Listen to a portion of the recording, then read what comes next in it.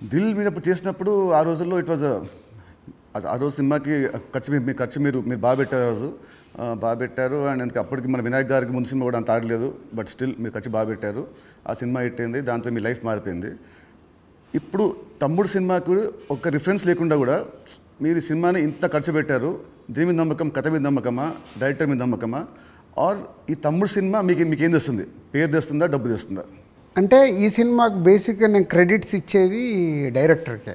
ఎందుకంటే MCA and Vakeel Saab తర్వాత ఆయన రాసుకున్న కథని ఇప్పుడు ఉన్న సినారియోలో అంటే ప్రేక్షకుల్ని థియేటర్కి తీసుకొచ్చి ఒక ఎక్స్పీరియన్స్ ఇవ్వాలని ఏదైతే చూశాడో, అందుకే నువ్వు కూడా షూటింగ్లో చూసినావు, ఆయన తీసుకుంటూ వెళ్తుంటే నేను ఎప్పుడు ఆపలా.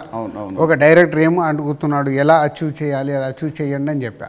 అది అయిపోయిన తర్వాత నేను ఎప్పుడైతే యావిడ్ రూమ్లో సినిమా చూసుకున్నానో అప్పుడు నాకు అది ఎస్, వేణు అడిగింది ఇచ్చాను కాబట్టి ఆయన ఈ సినిమాని ఇవ్వగలుగుతున్నాడని. ఈవెన్ రాత్రి ఇప్పుడు నువ్వు ఒక భయంలో ఉన్నావు, ఎందుకంటే మనం లోలో ఉన్నప్పుడు చాలా భయంలో ఉంటాం. నేను అవన్నీ చూసేసాను.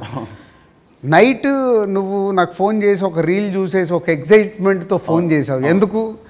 అది ఇప్పుడు మనం చూస్తున్నాం, ఒక సినిమా ఇలా షేప్ అయింది, సౌండ్తో ఇలా చూసినప్పుడు ఇలా ఉంది, ఒకటి ఉంటుంది కదా, అదే ఎగ్జైట్మెంట్. అదే నన్ను తమ్ముడికి ఎంతైనా ఆలోచించకుండా డైరెక్టర్ అడిగినట్టు చేయమని చెప్పాను.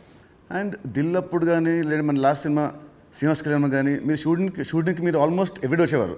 ఈ సినిమాకి మీరు ఉట్టి 2 సార్లు వచ్చారు, అది కూడా గంట సేపు. ఎందుకు? డైరెక్టర్ మీద నమ్మకమా, లేదా మీరు బిజీగా ఉండి మీరు మా సినిమాని మీరు పట్టించుకోలేదా? అంటే 2 థింగ్స్. ఇప్పుడు అనిల్ రావిపూడి కానీ, వంశీ పైడిపల్లి కానీ, అలాగే ఇప్పుడు శ్రీరామ్ వేణు కానీ, అంటే నాతో వాళ్ళందరికీ big journey, number of movies చేస్తున్నాం. అంటే వాళ్ళ వేవ్ లెంత్ ఏంటో నాకు తెలుసు. సో తెలిసినప్పుడు నేను వాళ్ళ దాంట్లో నేను ఇంటర్ఫియర్ కాను.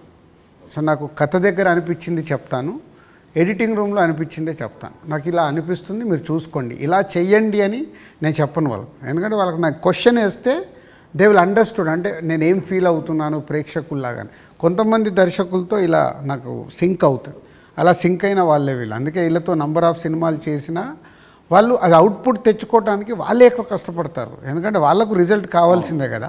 సో నేను ఇప్పుడు శ్రీనివాస కళ్యాణం ఉంది, ఇప్పుడు శతమానం భవ తర్వాత శ్రీనివాస కళ్యాణం చేస్తున్నాను కాబట్టి ఫుల్ టైం సో అక్కడే ఉండి ఎలా తీయాలి ఏంటి, సో ఏదైనా తప్పు జరుగుతుంటే కూడా సతీష్కు చెప్పి కరెక్ట్ చేయడం.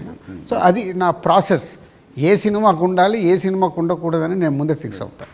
సో తమ్ముడు అనేది దిల్ రాజు సినిమానా లేదంటే వేణు శ్రీరామ్ సినిమా? వేణు శ్రీరామ్ సినిమా 100% మొత్తం ఇంటర్గ్రేట్.